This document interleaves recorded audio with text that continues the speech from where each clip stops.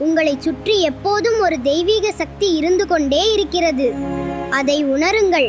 கவலைகளை மறந்து விடுங்கள்.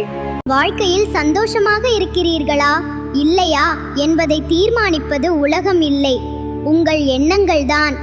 ஒரு நாள் 2 மனிதர்கள் ஒரே பாதையில் நடந்து கொண்டிருந்தார்கள். அந்த பாதையில் ஒரு பெரிய மழை பெய்து சேறு நிறைந்து இருந்தது. என்ன ஒரு மோசமான பாதை!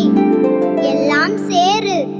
இன்று நாள் முழுவதும் கெட்டு போய்விட்டது என்று முதல் மனிதன் சொன்னான்.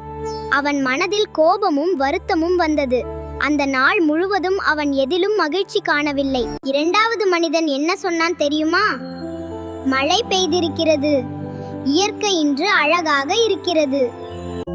இந்த சேற்றின் வாசனையும் மண்ணின் மனமும் எவ்வளவு அழகாக இருக்கிறது. பாதை ஒன்றுதான், ஆனால் எண்ணம் வேறுபட்டதால் வாழ்க்கை வேறுபட்டது.